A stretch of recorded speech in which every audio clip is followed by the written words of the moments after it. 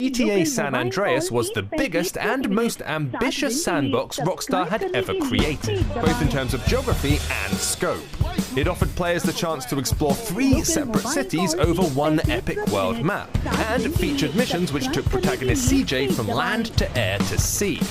Fans will be pleased to hear that everything the original game offered has been faithfully recreated for the iOS version. If your device can handle it, you'll also notice visual improvements like dynamic lighting and real-time reflections. Importantly, a checkpointing system has been introduced, making it possible to complete some of the longer missions without having to repeat a 10-minute commute every time you die. The touchscreen control model used for the previous GTA ports has also been tweaked, with San Andreas' menu offering 3 preset button configurations and the option to move and resize each button individually. In truth, none of these touchscreen overlays is a satisfying replacement for a physical controller. But the freedom to mix and match between virtual sticks, gesture control, and arrow buttons is welcome. Shooting is also much easier than in previous iOS GTA games. The dev has created an enthusiastic auto-lock system, which makes gunplay a little bit less fiddly. You can tap to aim, but it's often more efficient just to open fire and cycle between targets automatically, especially on the smaller iPhone screen. Though it's been nearly 10 years since it was designed, most of the missions are still fun to play. Some feel a little undercooked and padded, and keeping your character fit is about as enjoyable as the love interest minigame in GTA 4. Still, though the controls are never going to match those of the console versions, GTA San Andreas is as reverent and respectful an iOS port as you could realistically hope for. Sure, the ride isn't as smooth, but that classic bodywork is shinier than ever. To go as kids, that we started hallucinating that cops were really after us. Or maybe that was just me. But let's begin with the storyline. You play as Carl Johnson, or better known by his initials, CJ. The story begins when our hero learns about the death of his family and quickly heads to his hometown, San Andreas, where the main events of the game are set in motion. The familiar atmosphere of the 90s, where the growth of the hip-hop culture, small crimes, drugs, and rock and roll all do their job. The player, meaning you, can do everything he wants. Steal, kill, sell ice cream, rob a bank, or even open his own business. Or he can go to the gym and build up his strength and endurance. Or he can go swimming, which is why everybody fell in love with GTA San Andreas. After all, in this part our hero finally learned how to swim.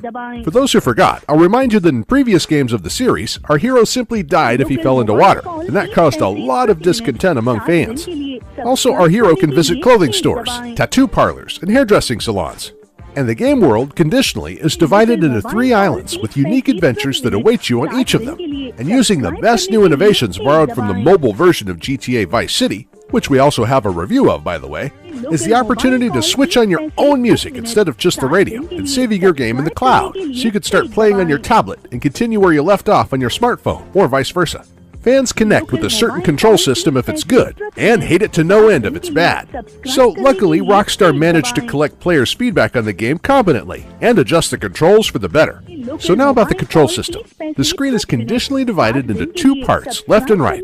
On the left, we have the joystick, which we use to move our character or vehicle.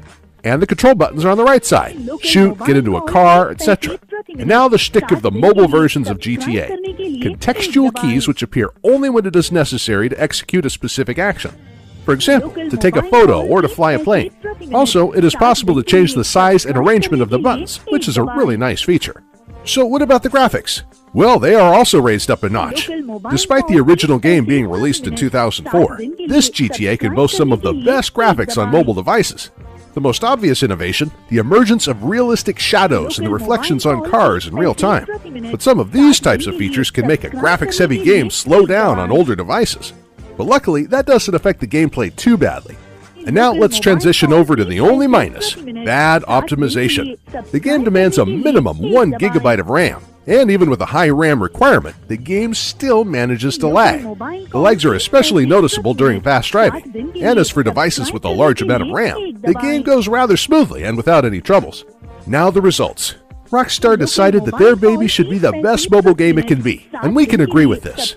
They once again managed to outdo the competition, and to show why it is necessary to create and port such games for mobile devices, because if you do it right, it can be awesome. That's all for today. Follow our channel, put like on everything, and join our Facebook group. This was Jay. with reviews from mob.org. See you.